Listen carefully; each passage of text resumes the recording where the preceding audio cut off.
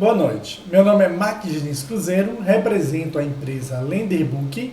Estou aqui para falar sobre uma tecnologia que eu estou desenvolvendo em termos de concepção para que no futuro eu possa fazer um filme a esse respeito. E eu batizei esse projeto como A Foto que Fala. O que é? São mecanismos que possibilitam a união de uma imagem com um aspecto simbolizado, ou seja, a expressão sonora do que aquela imagem possa vir a representar para o indivíduo. Né? Se alguém tiver intencionado a reproduzir isso em laboratório ou na sua universidade, eu só peço para ter consciência para utilizar as suas invenções para coisas benéficas para a humanidade. Né? Sempre tentando esquecer a utilização com o fim de aniquilar o outro ou fazer com que você ganhe um diferencial e o outro fique reduzido perante você. Então vamos começar. As explicações anteriores eu acabei de dar. O corpo fala. O que eu quero dizer que o corpo fala? Nós somos seres sensoriais, né? E como seres sensoriais, nós somos movidos através de percepções. Essas percepções, elas são fabricadas graças à recepção, principalmente de luz e de estímulo vindo do ambiente, né? Então, se a gente utilizar essa relação entre o ambiente e o ser humano, a gente vai conseguir observar quais são as formas de expressão que o nosso veículo é capaz de se comunicar com a gente mesmo e com o ambiente ao nosso redor. Continuando. Então, nós vamos começar falando da frequência de luz. Nosso objetivo aqui, para fazer com que uma imagem fala, é transformar essa imagem que chega até os nossos olhos através de um componente no qual a gente possa revertê-lo na forma codificada, para alguma finalidade disso repercutir dentro da gente. Então, nós podemos imaginar um protótipo como sendo a seguinte relação. Nós temos uma árvore, que é o elemento visual.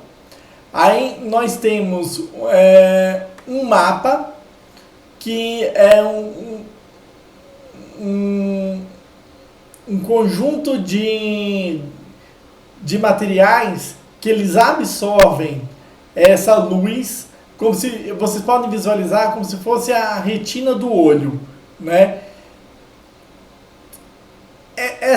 Vou chamar de carta, esse mapa, essa carta, ela deixa passar a luz por uma lente. Essa lente, ela pode ser côncava ou convexa, dependendo da finalidade e aplicação do seu experimento. Quando essa lente captou a luz que passou por um desses buracos aqui, ela canaliza a luz amplificada para gerar um sinal de luz sobre uma parte de um quadrante de um segundo mapa.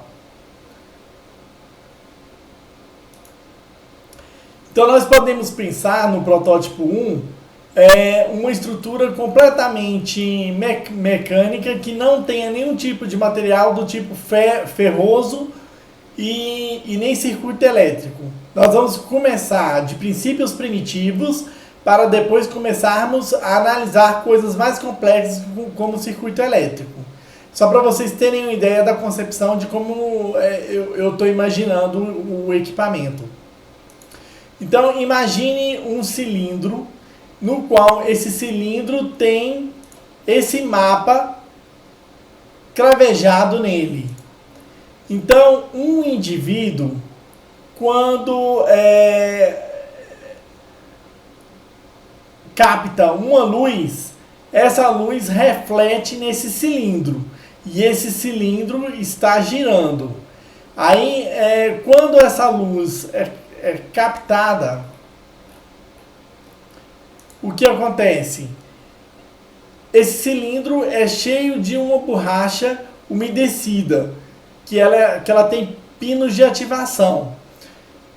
Então, quando esses pinos são incendiados por uma luz, ela vai provocar que nessa região aqui, a umidade que estava represada nela ela vai diminuir. Quando essa umidade diminui, o que vai acontecer?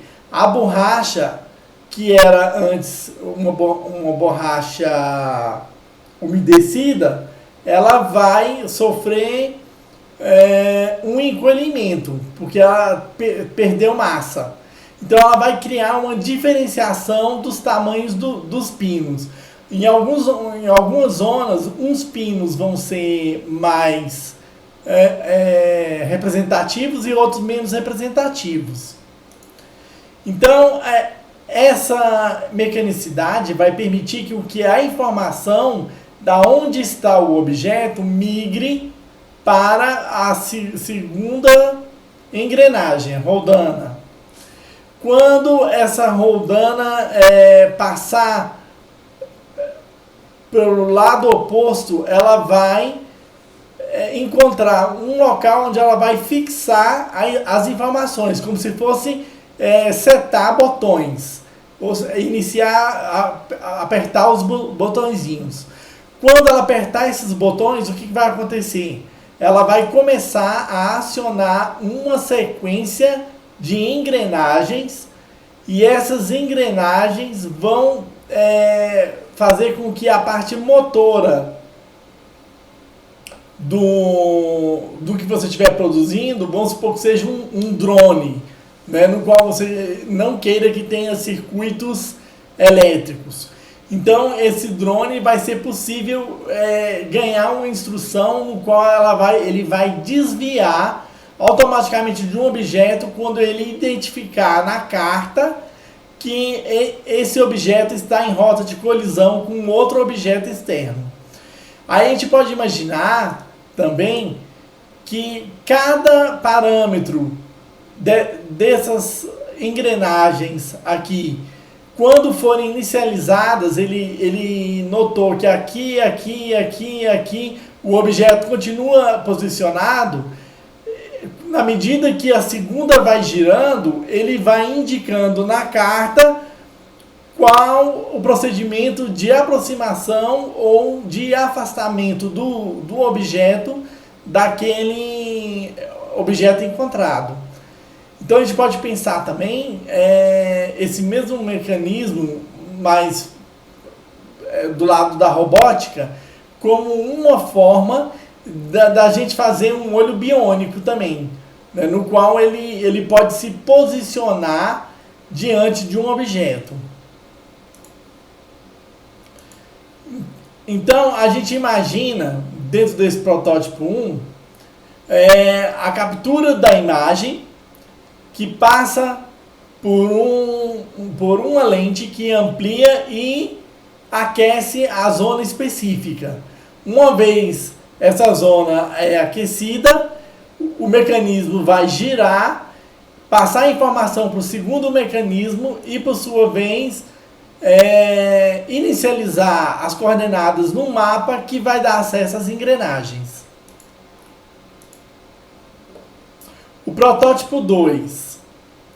Nós temos aqui o objeto que é visualizado, onde a luz é captada e ele é todo mapeado, passa por uma lente que amplifica e codifica na forma de sinais. Esses sinais, na parte interna, ele se converte em impulso elétrico que é canalizado por um circuito eletrônico. Esse circuito eletrônico ele vai abastecer processadores que serão úteis para o desencadeamento de ações dentro desse mecanismo.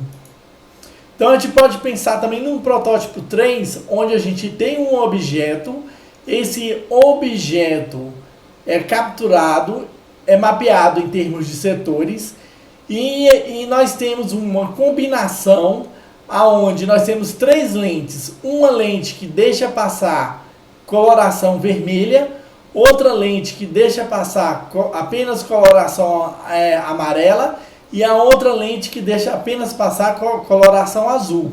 Então ele vai mapear as cores do objeto dentro de um pequeno mapa, no qual esse mapa vai armazenar os dados. No que ele armazena, ele vai jogar para o processador, para a placa. Essa placa vai organizar as informações e encaminhá-las através de pulsos para um processador que guarda a posição em que a cor foi iniciada. Em seguida, um segundo processador compara as bibliotecas já armazenadas, onde critérios de paleontologia determinam uma probabilidade do elemento ser identificado à biblioteca de registro. Ou seja, uma vez que as cores são captadas pelo sensor, no caso do circuito elétrico, elas são canalizadas através do circuito. Esses circuitos chegam até os processadores. Quando chegam no processador, o processador vai armazenar as posições que ele observou. Um segundo processador, ele vai ver o que tem dentro da biblioteca e vai comparar o que tem dentro da biblioteca e o que está sendo transmitido atualmente pelo indivíduo. Pelo equipamento, onde está armazenado, e um terceiro processador vai estar armazenada a frequência de voz que é acionada, então o som que é liberado pelo sistema. Então seria mais ou menos da seguinte forma: a imagem é capturada, ela é convertida em setores, as cores são produzidas dentro de uma carta. Essa carta passa para um processador. Outro processador é responsável as bibliotecas do que já existe. Se não existe nada similar, ele incorpora. Aí espera que o equipamento do indivíduo subjetive a informação e ele guarda o teor sonórico daquele conteúdo. Se o objeto já existe dentro do processador que tem uma biblioteca, então essa biblioteca aciona um outro processador que tem um circuito de voz no qual está armazenado qual é aquela correspondência sonora para aquela imagem que foi identificada. Agora, para o meu filme, que vai tratar de ficção científica, o mecanismo funciona da seguinte forma: o mecanismo derive. Temos satélite extraterrestre em órbita. Ele tem um sonar. Esse sonar capta as informações do ambiente. No caso, ele visualiza aqui o livro e visualiza a posição angular do olho da pessoa. Quando ele capta a informação angular do olho da pessoa e a posição do objeto no qual ele identificou que a pessoa olhou, ele lança a frase: "Ó, que livro bonito!"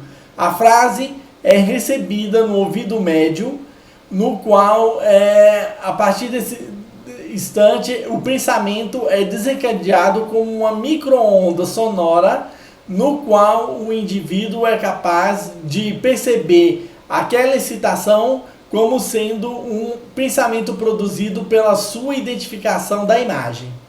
Né? Isso aqui é para o meu filme de ficção científica. Né?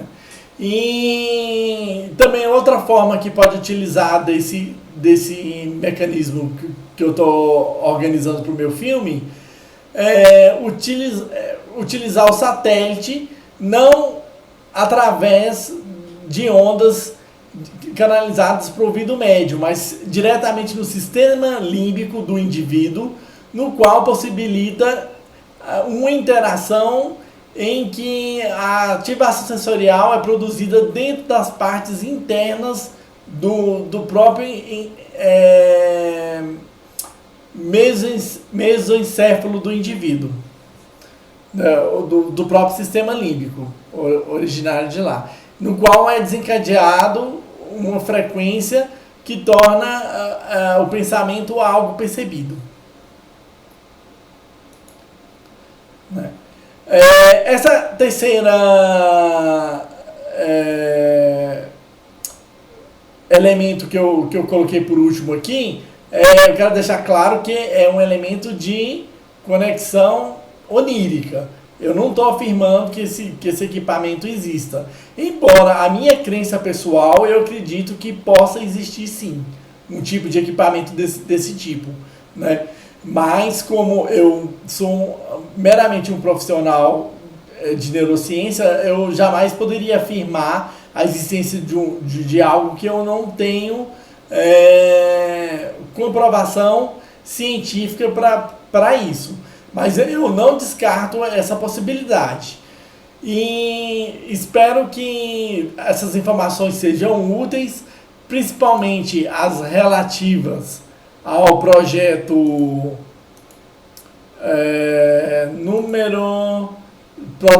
protótipo 2, que vocês possam fazer mecanismos em que possam guardar informações visuais e encaixar com informações sonoras, principalmente para vocês trabalharem com robôs.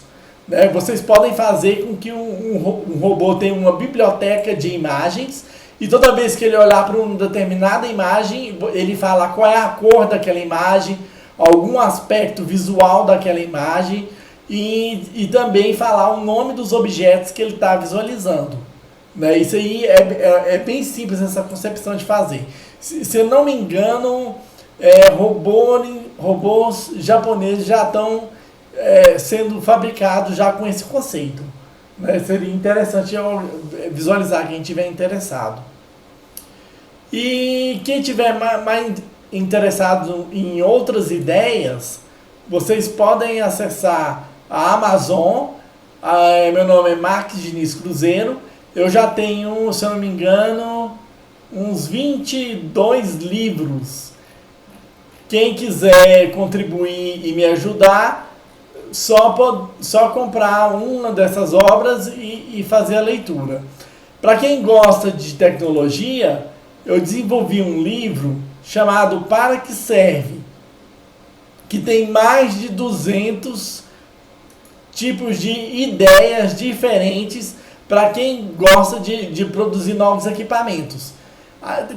Tem equipamentos e outras coisas que não são apenas equipamentos, tem outros tipos de ideias também relacionadas. Então agradeço mais uma vez, muito obrigado pela paciência e compreensão e até a próxima.